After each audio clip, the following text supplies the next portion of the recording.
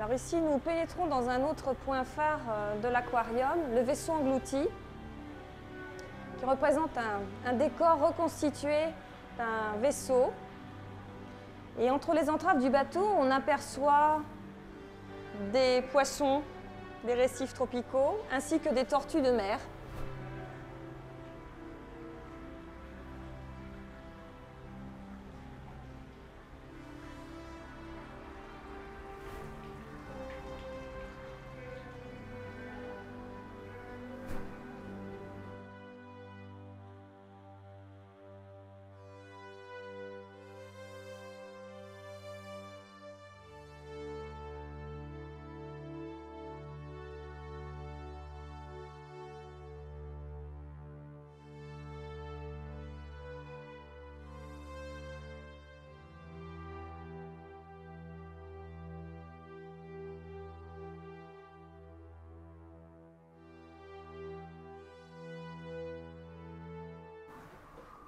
Alors, ici, on arrive sur un bac d'eau douce, un des seuls bacs qui présente des animaux qu'on retrouve dans les fleuves et les rivières d'Amazonie, par exemple, les piranhas.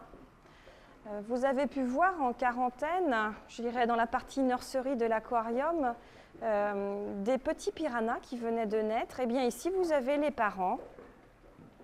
D'ailleurs, certains d'entre eux recommencent à avoir des comportements qui nous indiquent que vraisemblablement, dans quelques semaines, nous aurons à nouveau des œufs et dans quelques mois, des jeunes individus. Alors ici, nous leur donnons des moules et puis du calmar en tranches, tout simplement. Et dans le milieu naturel, c'est un animal qui va essentiellement se nourrir d'autres poissons avant de prendre de la viande. Disons que dans des cas très particuliers, oui, le piranha va peut-être se montrer agressif, attaquer un bœuf, mais la plupart du temps, c'est un animal qui va se nourrir d'autres poissons.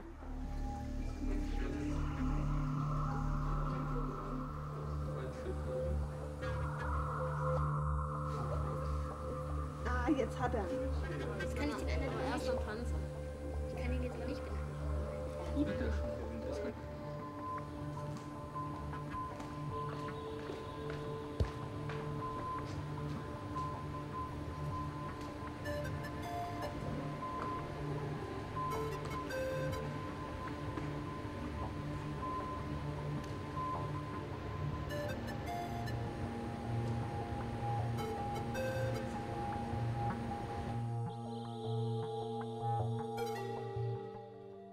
Alors ici, on se trouve dans une des salles les plus imposantes de l'aquarium, à savoir un anneau qui fait 600 000 litres d'eau.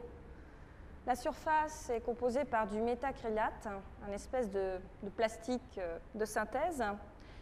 Et au travers de cette paroi, on peut observer quatre espèces de requins qui vont évoluer ici, comme le requin taureau, par exemple, ou le requin gris, qui se caractérise par sa grande nageoire dorsale.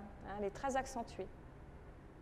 Alors, la plupart de ces animaux-là ont été prélevés dans le milieu naturel sur des espèces qu'on sait ne pas être menacées.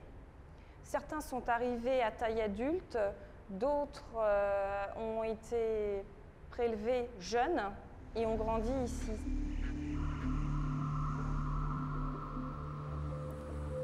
L'épaisseur des parois qui nous séparent de ces requins varie de 14 à 22 cm et l'ensemble pèse plus de 40 tonnes. Plus de 500 espèces vivent ici, dans 1 million de litres d'eau sans cesse renouvelée. Alors l'eau, elle est pompée au large de Saint-Malo, à la pointe de la Varde. Elle est acheminée par un camion-citerne, puis stockée à l'extérieur.